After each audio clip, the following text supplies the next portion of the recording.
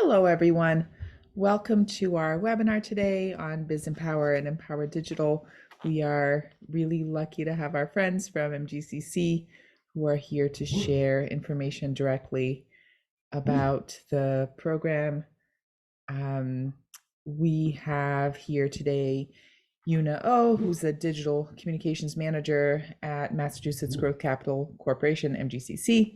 She leads the Empower Digital grant program, which provides funding for the needs of eligible Massachusetts-based small businesses seeking capital expenses, tools, and services to develop their digital capabilities in partnership with small business technical assistance providers. That's us.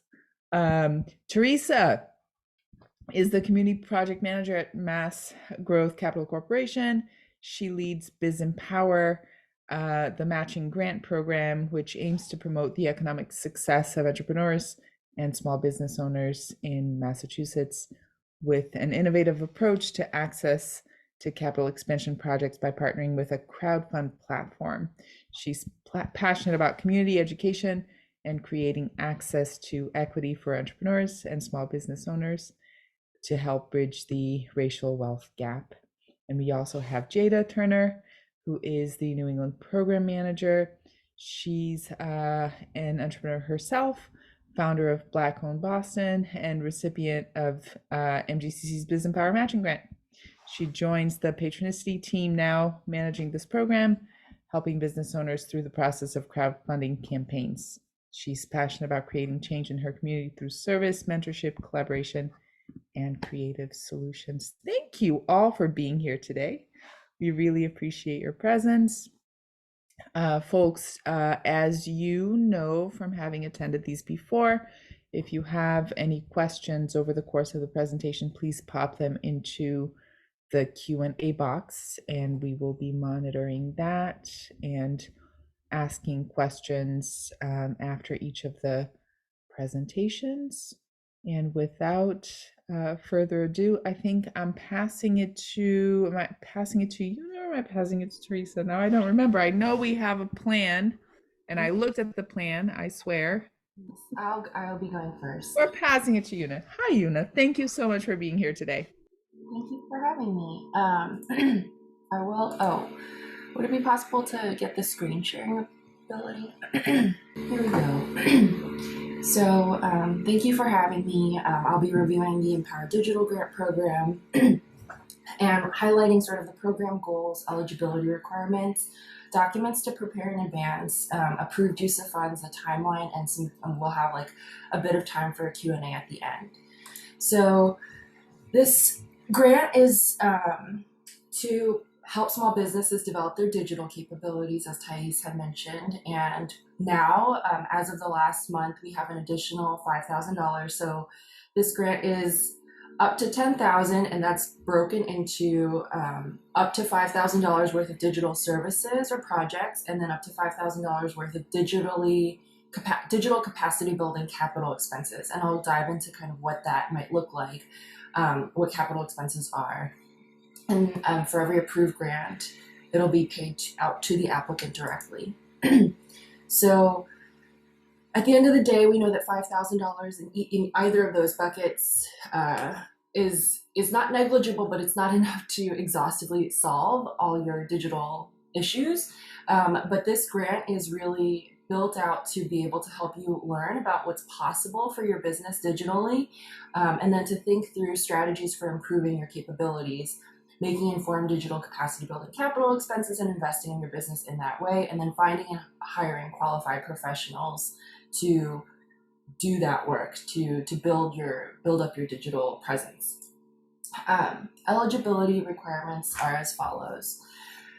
The business must be based and operating in Massachusetts, and must be currently in operation, as in it's not permanently closed, out of business, or have filed for bankruptcy, is current on all taxes.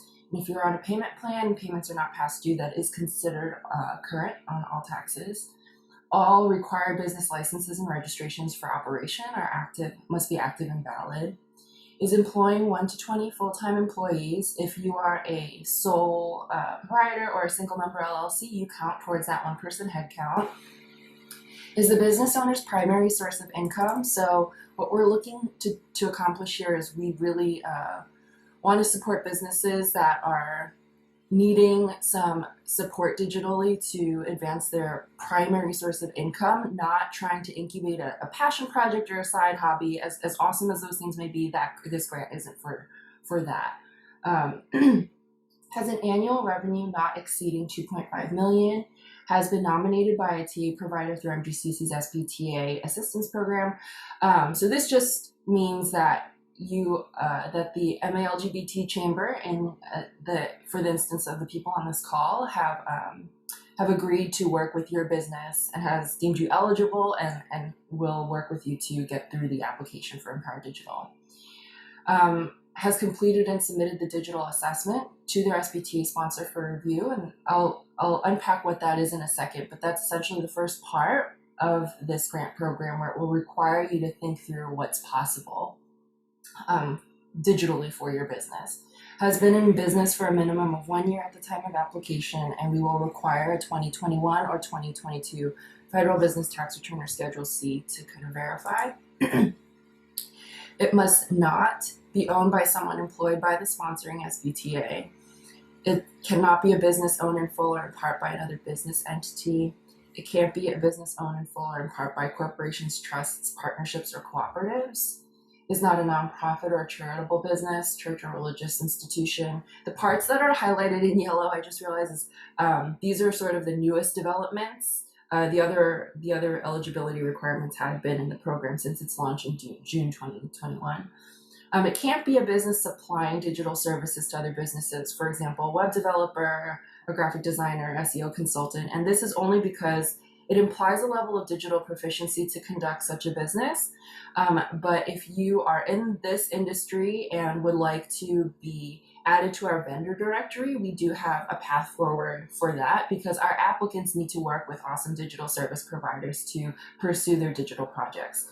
So that's the way that we can kind of connect everybody, even though these businesses can't apply to this grant directly.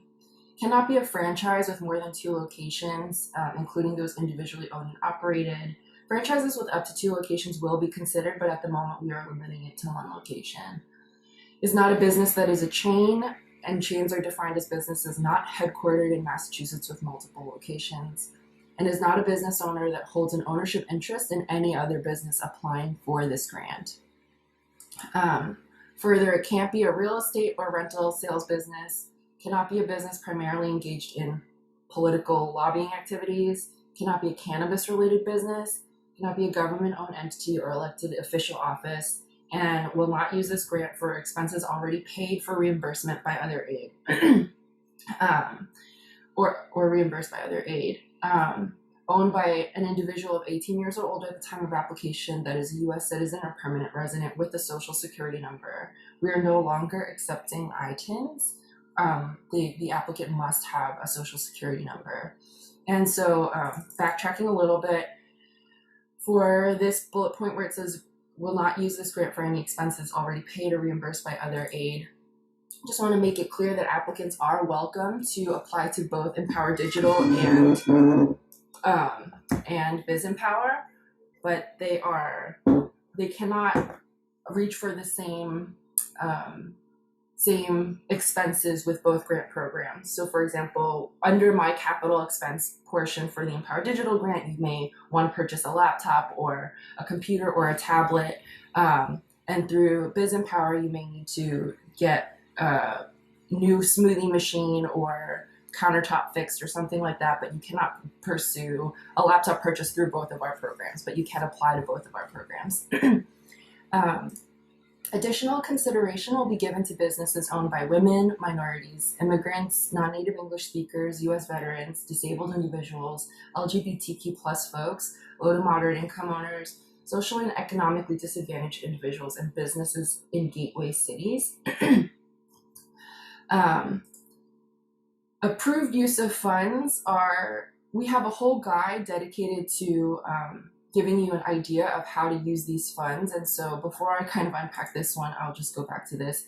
The digital assessment is a tool that will ask you a series of yes or no questions to walk you through whether or not you've ever considered if this is a need for your business. So some folks have a really good picture of what's possible and where they're lacking, but some folks have never considered what might be out there. For example, do you have a CRM software, customer relationship management software? Is that something that your business at this point in time needs, or is that something that you could kind of push off until your business grows a little bit further? Do you need cybersecurity? Is that important to your business because you conduct business mostly electronically or through the internet? So there are a lot of questions that you can think through, and no score can help or hurt your chances of getting the grant. We just require this as a piece that we just require that it's completed so that business owners have an understanding of what's out there and what's possible. We also have a development guide that is linked in this presentation that can be sent to you all afterwards, as well as like the guide itself is linked in most of our program pages and on the website. That will give you a detailed list of what kinds of projects to pursue and what questions to think through when you are when you're looking to pursue some kind of digital service project, or like thinking through capital expenses. Like if you know that you want to build a website, what do you look for in a web developer? What are the questions you're supposed to ask so that you kind of have good questions for someone you want to hire as a web developer and stuff like that. So the development guide will be a great resource for that. We also have a directory of service providers that offer really great services, digital service providers, ranging from accountants that specialize in digitizing bookkeeping for those people who have had paper files for a long time and want to upgrade to digital paper finance management systems, to web designers, to brand designers, to content creators, to videographers and photographers. And while you do not have to choose from this vendor directory, it is a good starter shopping list. And while you click around, maybe you can get an idea of the provider's aesthetic or the provider's reputation, and we encourage you to do the practice of vetting your vendors. And if you have an idea of what you like and what you don't like, you don't have to choose from this vendor directory if you find a relationship with a vendor otherwise. We just ask that there's no conflict of interest, so you cannot hire your spouse or your friend or your child to do that for you, even if maybe technically they might be able to, but we want you to get really true expert work. And so your SBTA sponsor will be making sure that there's no conflict of interest. But other than that, you can work with any digital service provider that you find. So those resources are built out in a very robust way, but just a quick snapshot of kind of like the most popular things. For approved use of funds, we have up to $5,000 worth of relevant capital expenses, so digital capacity building capital expenses. That would look like a laptop or computer, POS, a point of sale system, hardware, equipment installation costs, scanner or printer for digitizing files for bookkeeping, internet equipment, modems, routers, cables, installation services, and things like that. And so when it comes to capital expenses, we just really want you to ask yourself, does it improve or enable a digital capability? And if the answer is no, that expense will not be approved. For example, even after this kind of a training, we had actually someone ask if they could pursue getting their flooring redone. And so while that is a capital expense, that does not improve a digital capacity. It doesn't extend your digital reach. It doesn't help your digital online presence. So that would be a no. So is it a capital expense? If it is, it will be approved.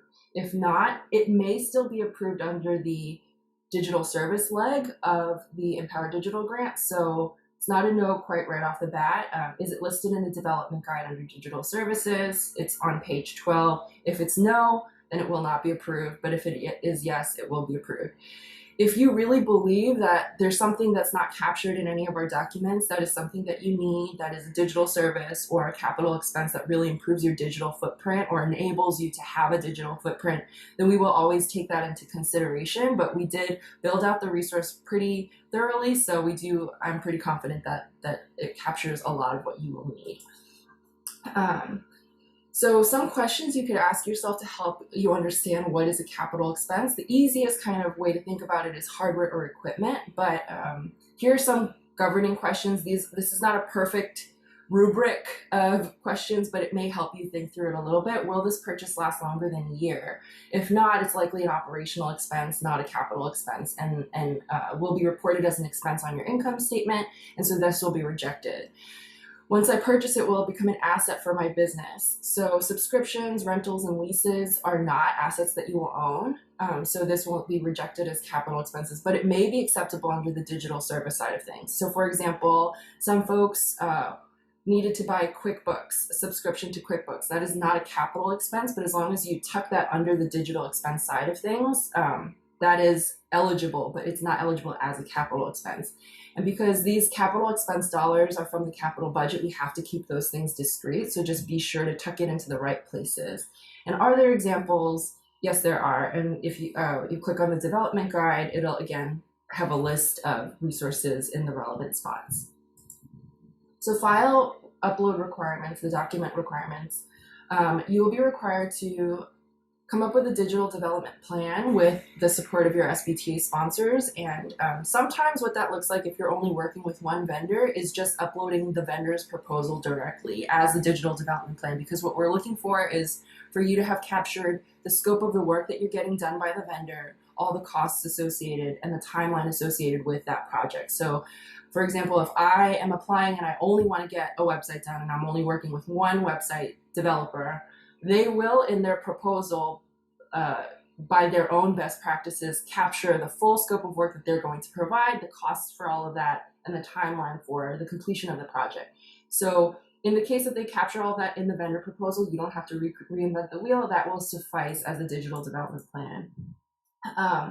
But if you're working with multiple vendors, or you're working with a vendor and you want to buy a laptop and you want to buy a POS system, or you have an idea of working with a photographer to maybe get pictures of your staff or your products, and then work with a content strategist or social media strategist to parlay that into social content that will generate income, that's two vendors or multiple vendors. And so we want you to kind of capture the larger picture of what you want and how you think that these combinations of purchases and projects will improve your digital footprint.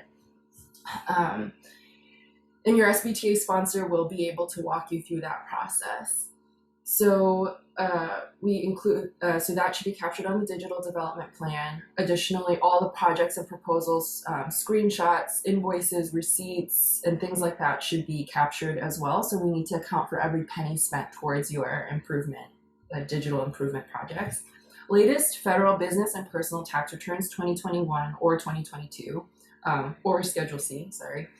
Valid photo ID for all owners with 20% or greater interest in the business, a W-9 form, and a business certificate or a certificate of good standing, and I will go through that in a second, and potentially a mortgage statement or a utility bill or bank statement or something like that, and I'll go through that too.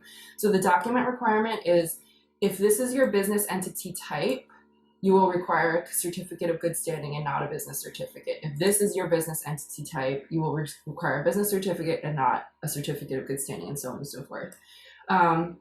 Additional documentation wherein we might ask for a utility bill, mortgage statement, bank statement, or business certificate or tenant at will agreement is in the case that your taxes reflect a different business address than your current place of business. So for example, if you had registered your business and that's the one that's on your taxes, and then you moved, or you have a different brick and mortar location wherein you function out of, we just have to be able to match all of those addresses to that singular business. And so we may ask for additional paperwork in the form of like a utility bill or something like that that shows your business name and business address as reflected in your application submission.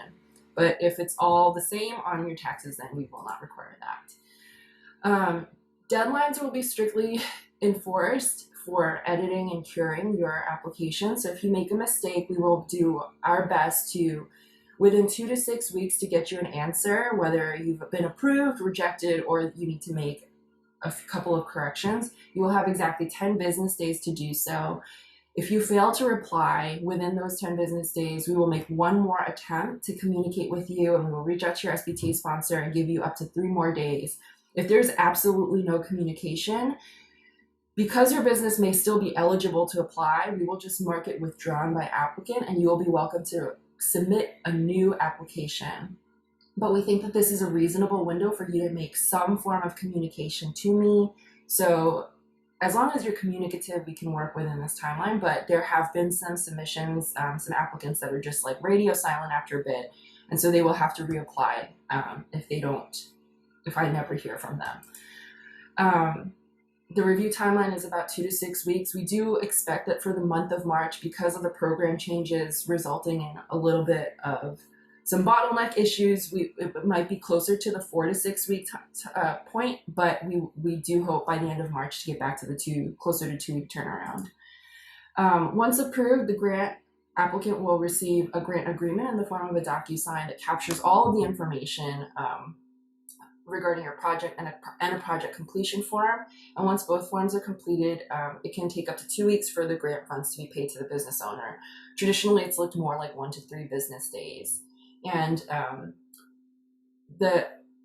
in the case that the SBTA organization is charging the SBTA fee, that will be added on top of the grant application. So it will not come out of the applicant's pocket, but it will be added onto the grant award amount. And so the max grant that an applicant can receive is $10,000, up to $5,000 in digital services, up to $5,000 in capital expenses, and then the $250 will be added on top. So they would be paid out a maximum amount of $10,250, and it is on the SBTA to invoice the applicant for that $250 fee, and that will all be captured in the grant agreement.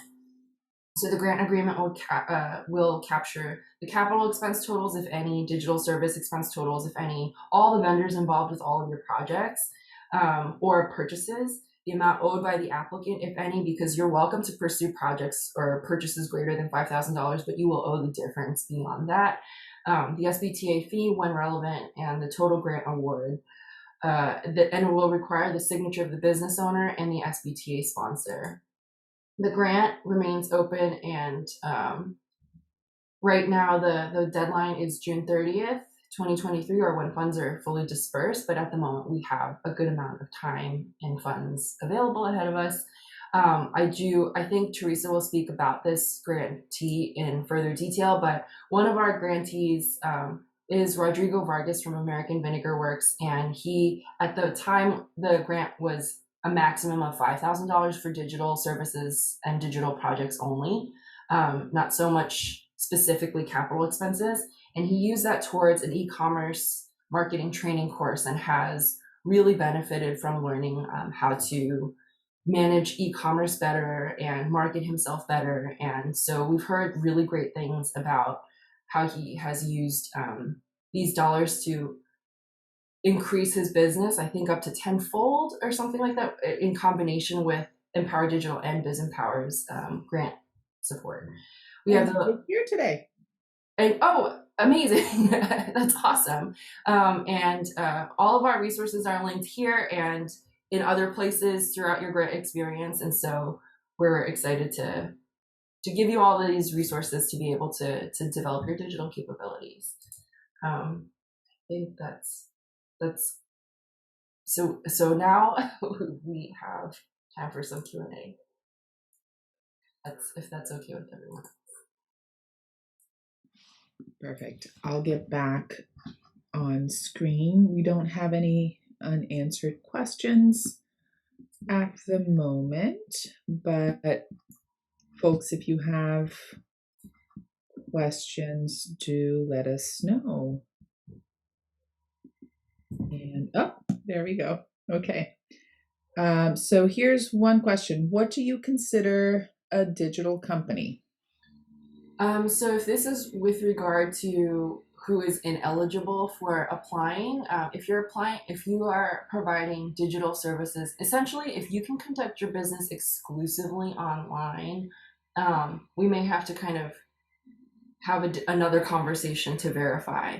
So a web developer, they're doing digital services, their business exists exclusively online, and to be able to be a web developer, you have to have a level of digital proficiency that would exclude them from this grant, as this grant is meant to address the digital divide, the gap in access to digital tools, and the gap in digital literacy. So that's maybe a way to kind of think through, but we can have a conversation if it's more complicated than that.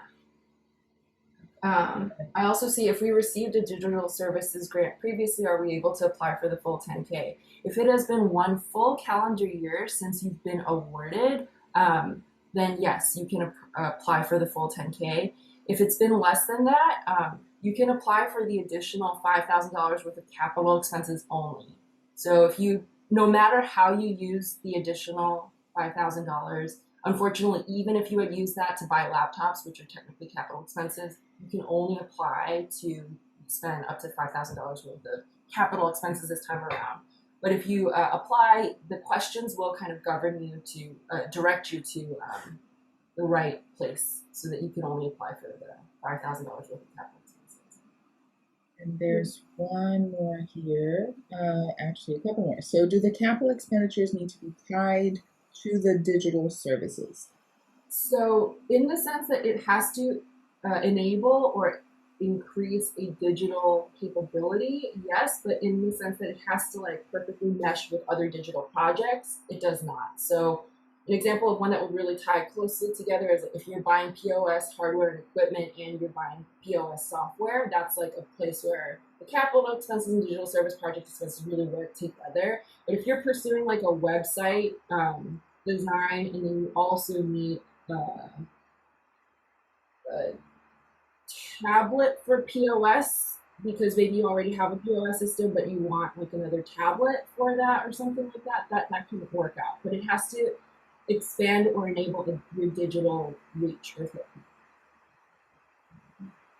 A little confused about difference of digital services and capital expenses. Can digital services also be included in the capital expenses? No. So capital expenses you can think of as like tangible hardware equipment, and that's the best way to think about it. So if it's like a online program or something like that, that can be tucked into the digital service side of things, but it cannot be a capital expense.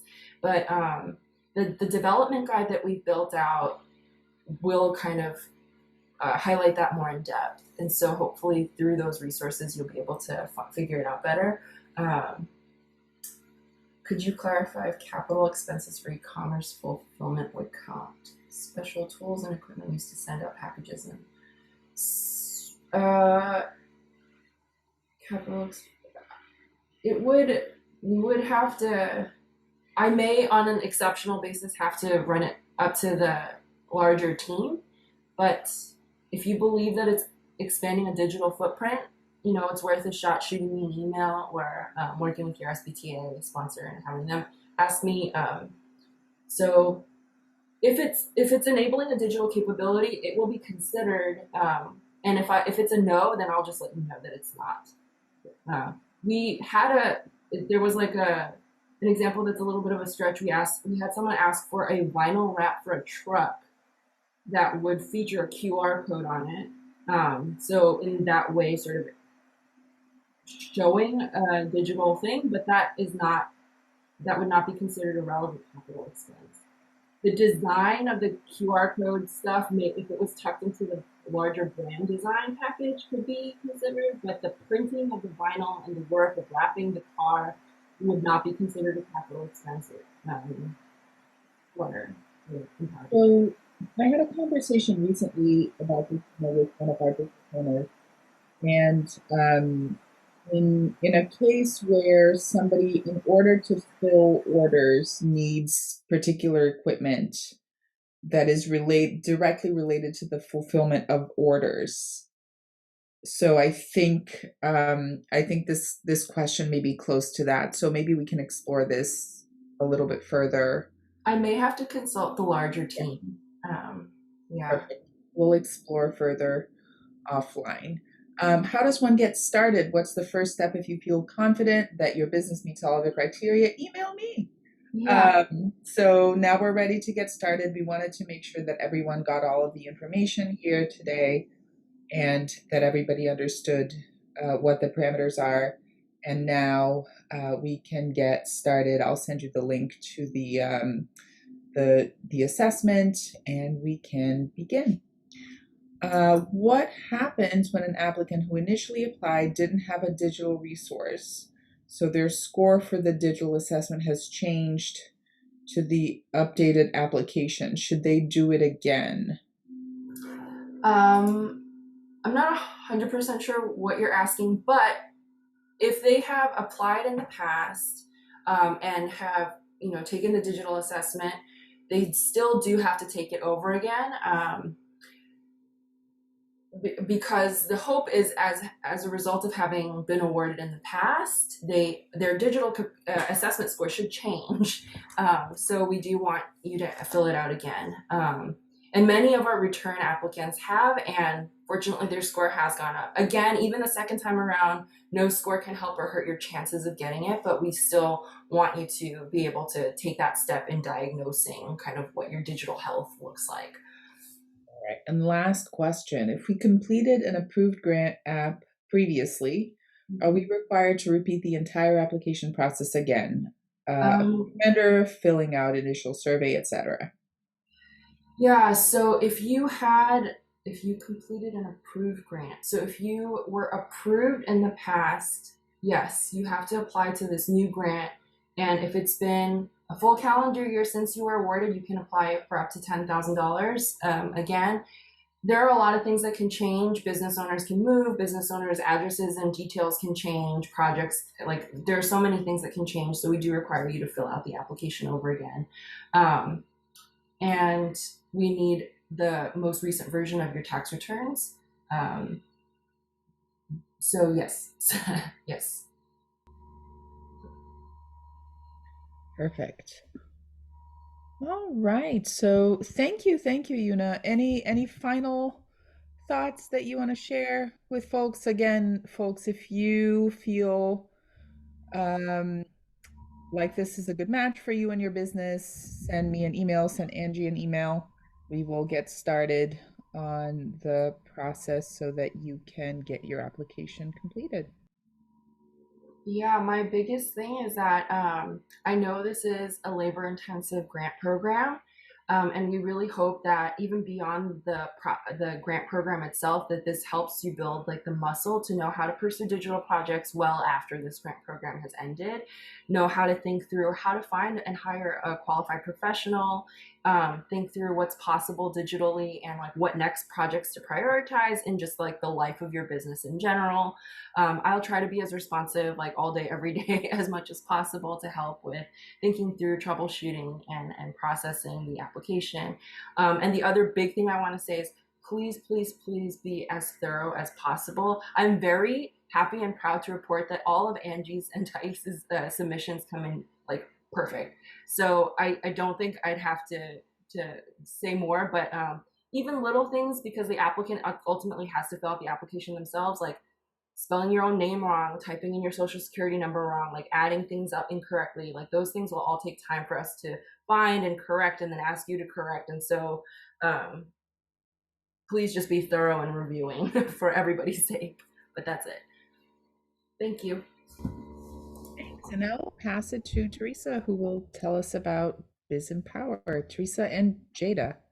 Thank you both. Thank you for having us. So I'm going to share screen.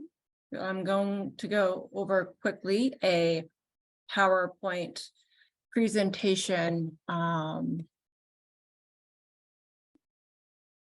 I'll leave hopefully a large chunk for you guys to ask questions. How can BizMPower elevate your small business? Since 2021, BizMPower has helped over 100 businesses raise over $1.4 million in contributions, and to receive over $1.2 million in MGCC matching funds. So what is BizMPower? So BizMPower is a very unique crowdfunding matching grant program that is designed to give business owners and entrepreneurs like yourself to be able to build equity in your business, to be able to expand for expansion projects that you have for capital expansion projects by utilizing the power of a community-based crowdfunding platform. Think of it this way as a tool to help your business have a positive cash flow by the end of this, and it's not a loan.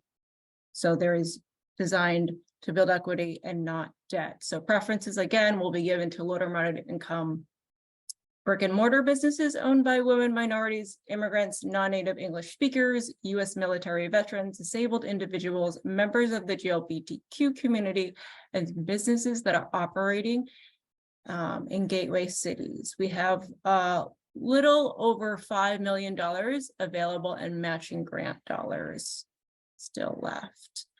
I am not going to play the video just for time. I'm going to stop share screening. I can find and Jada and share a little bit about what is crowdfunding, and I'm sure those of you in the audience have some sort of familiarity about crowdfunding. Yeah, for sure. Thank you, Theresa.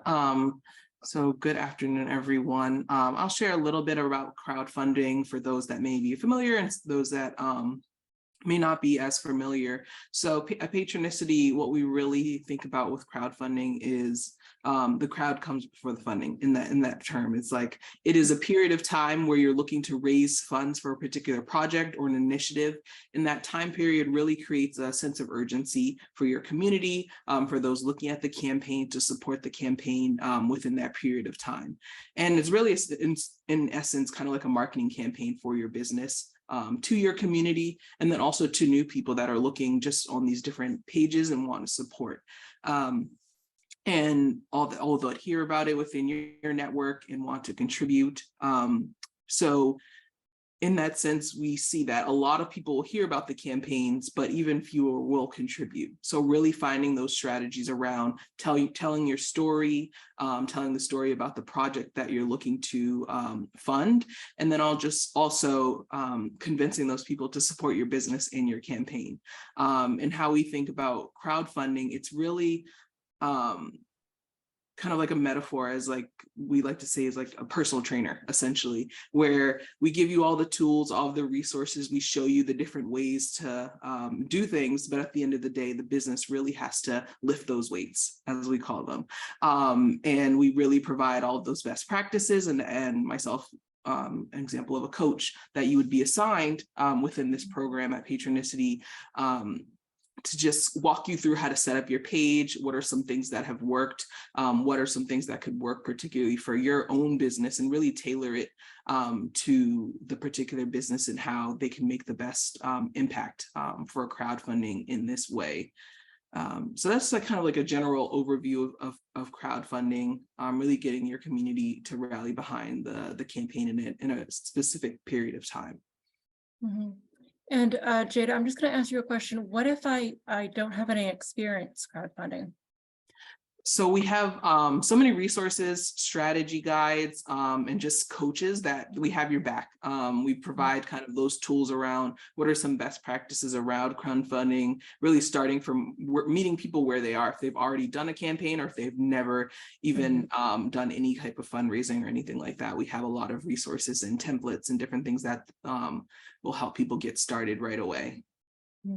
Thanks, Jada. And just to echo on that, 99% of our applicants are this would be their first time experience crowdfunding. So there's a lot of support, and you are not alone in this process. So I'm just going to share a little bit about what the approved use of funds for the BizMPower grant is. So an example would be for capital expenses. So if you're looking to acquire or purchase your current facility, so your current storefront, we have a couple of those. Most popular is expansion or improvement of your existing facility. So examples could be, but not limited to, like if you needed new building signage, a remodel, or you're looking to do a build out. So adding more square footage to your current location. Leasing a facility, for example, could be if you're looking for a new location or moving to a more main street frequent location.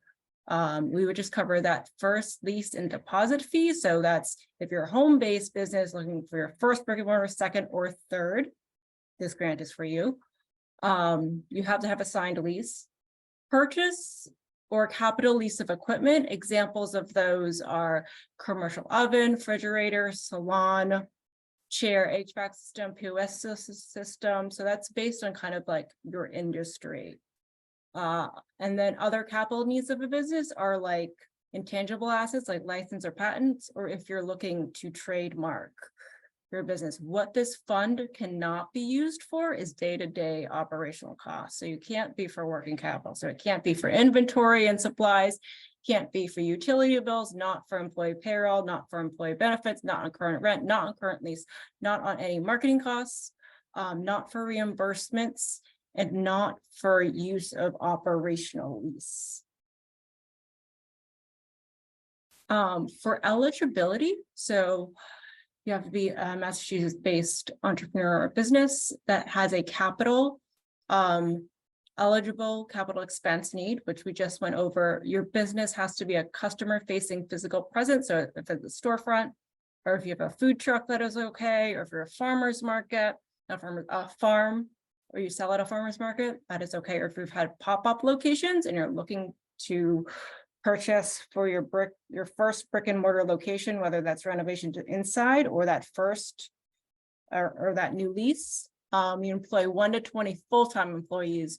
Your revenue does not exceed 2.5 million. You've been in operations for at least 3 months. So you have to show 3 months and proof of sales.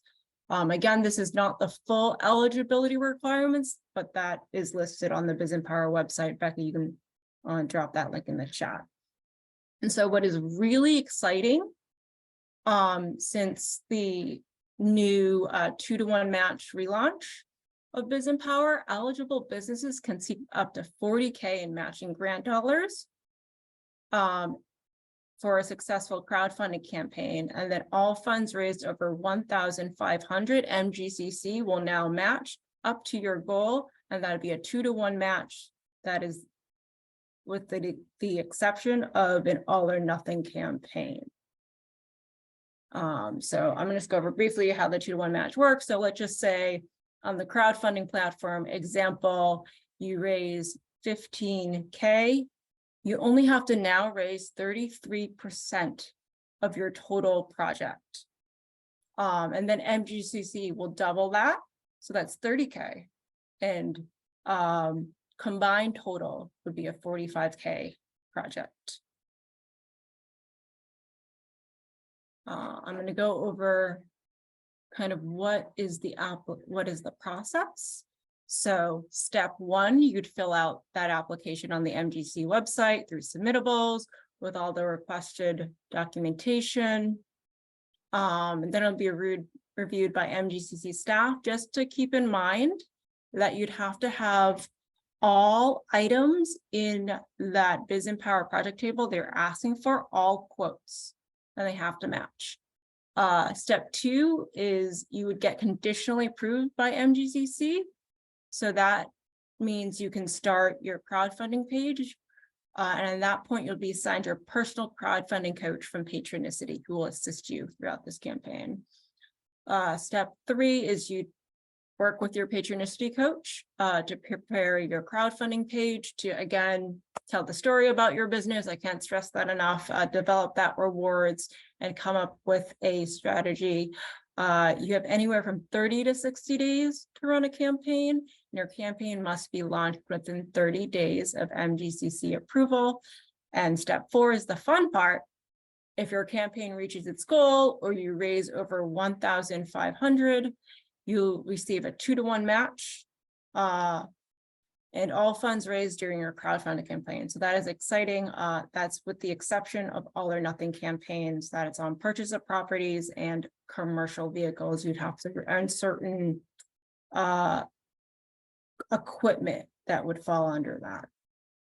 I am going to share a little bit about some of the awardees in your community. So Tree and Tenon, we helped expand his equipment so he could produce more. American Vinegar Works, I will share a little bit more as well with their operational, and Boston Direct used it for equipment as well, as you can see. I'm just going to go live to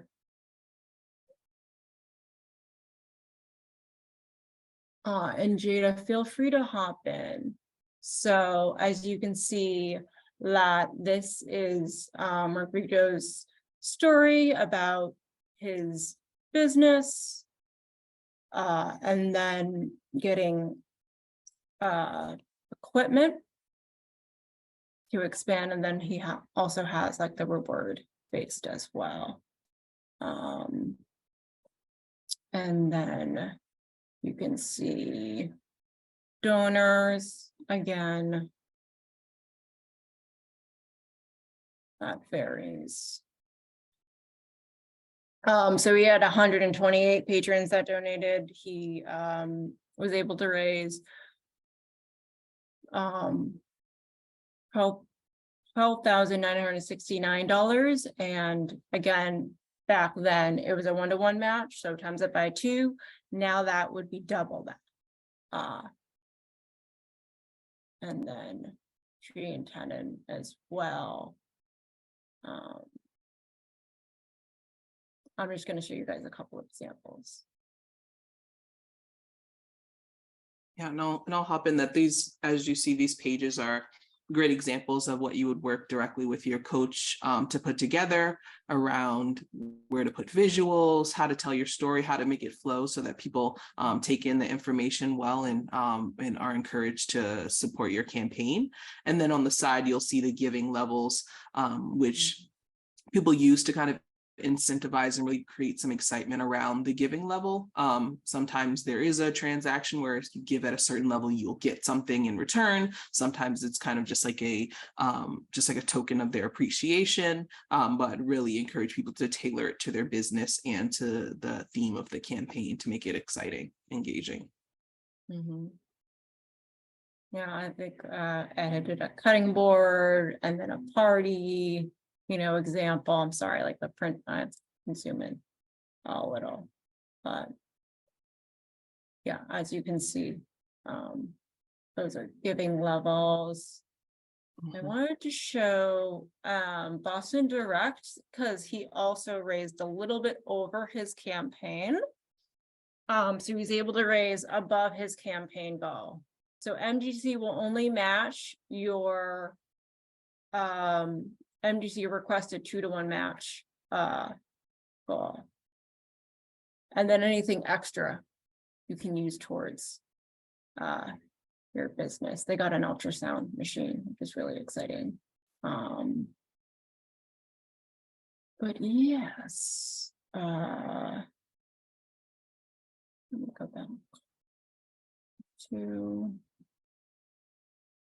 again, if you needed any SBT support, Dice is here, but it's not a requirement for the BizMPower grant program. In case you have, friends or other business owners that you may know that might benefit from this program. Again, it's an optional service, but I think it's highly recommended because you're working with an expert that's already trained for this grant.